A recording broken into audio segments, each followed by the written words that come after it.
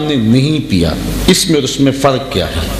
اس کی کئی وجوہات ہیں، لیکن میں اپنے مضمون کی مناسبت سے جو وجہ آپ کے سامنے رکھنے لگا ہوں وہ یہ ہے کہ حضرت موسیٰ علیہ السلام نے کل کلاں کھڑے ہو کے فرعون کے دربار میں اللہ کی توحید کا اعلان کرنا تھا، اور فرعون نے زیر لب مسکرا کے کہنا تھا الم نعدک فینا ولیدا، میرے گھر پلتا رہا اور آج مجھے عقل دینے آ گیا ہے؟ تو اللہ نے اس کا جواب پہلے سے کہا دیا، اے موسیٰ جب تجھے یہ کہے تو اس کا منہ توڑ جواب دے سکے، میاں میں پلا تیرے گھر میں ہوں، دودھ میں نے اپنی ماں کا ہی پیا تھا۔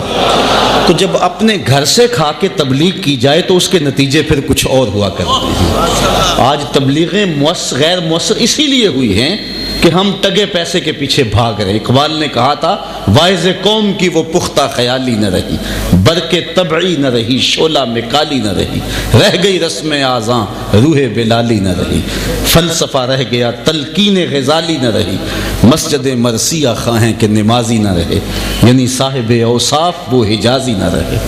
تو اپنے گھر سے کھا کے تبلیغ کا تیور کچھ اور ہی ہوتا ہے، اس لیے اللہ نے اپنے محبوب کی زبان سے اس بات کو کہلوایا، باوجود کہ حضور کا عمل بھی اس پہ گواہ ہے، لیکن تاکہ آنے والے مبلغین کے لیے روشنی بن جائے کہ اے محبوب تم فرما دو اے لوگو میں تم سے تبلیغ دین کا کوئی صلہ نہیں مانگتا۔ اور پھر جس طرح حضور نے تبلیغ کی ہے، جو دکھ حضور نے سہی، میں یہاں کمرے سے اس باہر سے کمرے میں داخل ہوا ہوں تو آپ کے چہرے تمتما رہے تھے، آنکھوں میں پیار کی چنگاریاں تھیں، اور اسٹیج کے علماء جو میرے سے کتنے درجے بہتر ہیں اور سادات کرام، ان کے چہروں پر تمتماہٹ تھی، محبت کے جذبات تھے۔ اب میں 3 گھنٹے بھی تقریر کر جاؤں تو یہ کون سا مشکل ہے؟ آپ پیار دے رہے ہیں، میں پیار وصول کر رہا ہوں۔ مشکل تو اس وقت ہوتا ہے جب لوگ سننا نہ چاہیں، لوگ آگے سے پتھر لیے کھڑے ہیں، نہیں تیری بات کو سنیں گے۔ نبی پیغام حق لے کے جاتا ہے، لوگ کانوں میں انگلیاں ٹھونس لیتے ہیں، نہیں سنیں گے تیری بات۔ یہاں تو اگر سبحان اللہ زور سے نہ کہی جائے تو خطیب بگڑ جاتا ہے، اگر لاؤڈ سپیکر ٹھیک نہ ہو جائے تو ہم ناراض ہوتے ہیں۔ یہاں تو برستے ہوئے پھولوں میں آتے ہیں اور برستے ہوئے پھولوں میں جاتے ہیں، لیکن ذرا غور تو کریں کیسا مشکل کام ہے وہ تبلیغ۔ لوگ کانوں میں انگلیاں ٹھونس لیتے ہیں، ہاتھ کھڑے کر کے نعرہ لگانا تو دور کی بات ہے، لوگ کہتے ہیں تیری بات ہی نہیں سنیں گے۔ اللہ کا نبی کھڑا ہے، اچھا میاں کبھی تو تھکو گے نا، کبھی تو انگلیاں نکالو گے، جب نکالو گے تب ہی پیغام حق دے کے جاؤں گا۔ لوگوں نے پتھروں سے استقبال نہیں کیا ہے، لوگوں نے راہوں میں کانٹے نہیں بچھائے ہیں، بچھتے ہوئے کانٹے، پھیلے ہوئے گڑھے، کیا کیا دکھ اور کیا کیا اذیتیں نہیں جو حضور کے راستوں میں کھڑے کیے گئے، کیا کیا مصیبتیں اور مقاومتیں، مخالفتیں، نکتہ چینی کی آندیاں، ناموافق حالات کے جکڑ، کیا کیا طوفان آئے۔ حضرت ام المومنین سیدہ عائشہ رضی اللہ تعالی عنہ فرماتی ہیں میں نے ایک دن حضور سے پوچھا حضور احد کے دن سے سخت دن بھی بلا زندگی میں کوئی آیا تھا؟ صحابہ کی نظر میں سب سے مشکل دن جو حضور پر تھا وہ احد کا دن تھا، جب 70 صحابہ شہید کر دیے گئے، ان میں حضور کے چچا حضرت امیر حمزہ بھی تھے، جن کو نہ صرف شہید کیا گیا بلکہ ان کا مسلح کیا گیا، کان کاٹ لیے گئے، آنکھوں میں نیزے چبوئے گئے اور ان کے اعضائے بطنیاں کاٹے گئے، اس کا ہار پرویا گیا، کلیجہ چبایا گیا۔ آقا کریم کے سر پہ پٹی بندھی تھی، آنکھوں میں آنسو تھے، اور بار بار کہتے تھے ما فعل امی، میرے چچا کی کہانی بھی تو سناؤ نا، میرے چچا کی بات بھی تو کرو نا۔ یہ دردناک ترین دن ہے تاریخ اسلام میں۔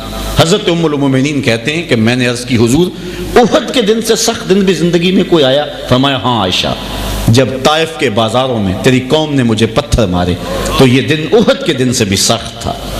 عبد یالیل اور دیگر 2 سرداروں کے پاس حضور پیغام حق لے کر کے گئے، حضور نے دعوت دین دی، انہوں نے مسترد کر دی۔ آقا کریم نے ایک بات کہی کہ ما قلتم قلتم، جو تم نے کہا سو کہا، میں تمہاری بھلائی کا پیغام لے کر آیا تھا، مجھے غرض نہیں تھی تم سے، لیکن میں تمہاری بھلائی اور بھلے کی بات لے کر آیا تھا، تمہاری قسمت تم نے قبول نہیں کی، لیکن اب میرے ساتھ ایک وعدہ کرو کہ اس بات کو میرے اور تمہارے درمیان راز رکھنے کا معاہدہ کرو، چونکہ مکے والوں تک یہ خبر پہنچے گی تو وہ تمسخر اڑائیں گے کہ لوگ گئے تھے طائف میں، وہاں بھی کسی نے نہیں سنی، اس لیے میں تمہارے بھلے کی بات تمہارے تک پہنچائی، تم نے نہیں سنی، تمہاری قسمت۔ اب اس بات کو افشا نہ کرنا۔ انہوں نے کہا کہ ہم کیوں راز رکھتے پھریں، بلکہ انہوں نے بڑا عجیب سا رویہ اپنایا۔ حضور نے واپس جس راستے سے گزرنا تھا وہاں 2 رویا کتاروں میں اوباش لڑکوں کو کھڑا کر دیا، ان کے ہاتھوں میں کنکر اور پتھر تھے۔ حضور جب گزرتے تو وہ حضور کے پاؤں پہ پتھر مارتے، حضور پاؤں اٹھاتے تو دوسرے پاؤں پہ پتھر مارتے۔ شدت درد اور احساس کرب سے حضور جب بیٹھ جاتے تو 2 گنڈے آگے بڑھتے حضور کو کندھوں سے پکڑ کے حضور کو اٹھاتے اور پھر پتھر مارتے. فرمایا عائشہ یہ دن وہ دن تھا جب مجھے احد سے زیادہ تکلیف پہنچی، جب مجھے پتھر مارے گئے طائف کے بازاروں میں اور ان دکھوں سے دو چار کیا. اور پھر حضور علیہ السلام سے عرض کیا گیا کہ حضور ان کے لیے بد دعا بول دیجئے.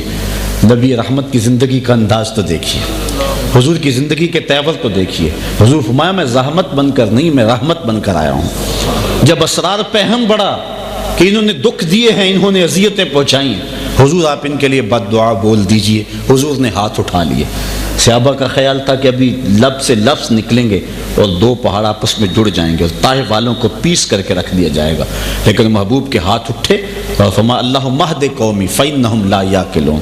اے اللہ میری قوم کو ہدایت دے دے، یہ مجھے جانتی نہیں ہے، میرے پیغام کو سمجھتی نہیں ہے، اور اگر جانتی ہوتی تو میرے ساتھ یہ سلوک نہ کرتی. حضور نے فرمایا صحابہ مجھے ان کی نسلوں سے ایمان کی توقع ہے. مبلغین کے لیے اس میں کتنی بڑی روشنی ہے. ہم تو تقریر کا، واعظ کا، تلقین کا جو ہے وہ نقد صلہ لینا چاہتے ہیں نا. کبھی تبلیغ کا اثر دوسری نسل تک بھی چھوڑنا پڑتا ہے. کہا یہ نہیں تو ان کی نسلیں ایمان لائیں گی، مجھے ان کی نسل سے ایمان کی توقع ہے. اب آقا کریم نے کتنے دکھ سہے. لا اسألکم علیہ اجرا، اس پر میں تم سے کوئی اجر نہیں مانگتا. میں نے تمہیں دین دیا، تمہارے تک پیغام پہنچایا. اور حضور ان کے پیچھے گئے، کبھی ذیل مجار کی منڈی میں، کبھی عکاظ کے میلے میں، کبھی صحن حرم میں، کبھی کوہ صفا پہ، کبھی جبل مروہ پہ، کبھی جبل ابو قبیس پہ، کبھی دارالندوہ میں پہنچے، کبھی مکے کے راستوں میں کھڑے ہوئے، حج کے موقع پہ پہنچے. ایک ایک موقع پہ ان تک پہنچ کر کے، دروازوں تک پہنچ کر کے، کنڈی کھڑکا کے حضور نے ان تک پیغام حق پہنچایا. لیکن ڈٹائی سے انہوں نے انکار کیا. لیکن نبی کا سفر پھر بھی جاری ہے. گھر میں فاقے ہیں، پیغام تبلیغ پھر بھی جاری ہے. امام منذری نے لکھا ہے ایک دن حضور تشریف لائے، مسجد سے باہر جلوہ فراز ہوئے تو شیخین آگے کھڑے تھے، حضرت عمر اور حضرت صدیق اکبر رضی اللہ تعالی عنہما. چند قدم آگے بڑھے تو ایک اور صحابی مل گئے. چلتے چلتے وہ حضرت ابو ایوب انصاری رضی اللہ تعالیٰ عنہ کے گھر کے قریب جا کر کے رکے. حضور کی خوشبو سونگھ کے وہ گھر سے باہر آ گئے. جدھر جدھر سے وہ چلتے تھے خوشبوئیں انہی راستوں کا طواف کرتی تھی. ایک بار وہ جدھر سے گزرے ہیں نصیر، ہزار بار ادھر سے بہار گزری ہے. وہ جلدی سے باہر آ گئے. حضور سے عرض کی حضور آپ مجھے چند لمحوں کے لیے میزبانی کا شرف دے دیں. آقا نے قبول فرما لیا. انہوں نے گھر والوں کو بکری کا بچہ ذبح کر کے دیا اور پھر حضور کے پاس آ کر کے بیٹھ گئے. کھانا تیار کرنے میں کچھ دیر تھی. آ کے بیٹھے، دیکھا کہ حضور کے چہرے پہ اتنی نکاہت ہے. سمجھ گئے کہ کتنے دنوں سے حضور نے کچھ نہیں کھایا. جلدی سے گئے، باغ سے کھجور کا خوشہ توڑ لائے. حضور کی خدمت میں پیش کرتے ہوئے عرض گزار ہوئے حضور جتنی دیر تک کھانا پکتا ہے یہ کھجوریں تناول فرمائیں. تھوڑی دیر کے بعد کھانا دسترخوان پہ لگ گیا. آقا کریم سے عرض کی گئی حضور کھانا تناول فرمائیں. حضور کی جو ہی نظر کھانے پہ پڑی آنکھوں میں آنسو آ گئے. ایک روٹی پکڑی، چند بوٹیاں لی اور ایک خادم کے ہاتھ میں دیتے ہوئے کہا جاؤ ہمارے گھر دے آؤ، میری بیٹی فاطمہ کتنے دنوں سے بھوکی بیٹھی. مال کے کونین ہیں گو پاس کچھ رکھتے نہیں، دو جہاں کی نعمتیں ہیں ان کے خالی ہاتھ میں. گھر میں بیٹی فاقوں سے ہیں، میں دیکھوں کیسے تبلیغ جاری رہتی، کیسے واعظ ہوتا ہے، کیسے تلقین ہوتی ہے.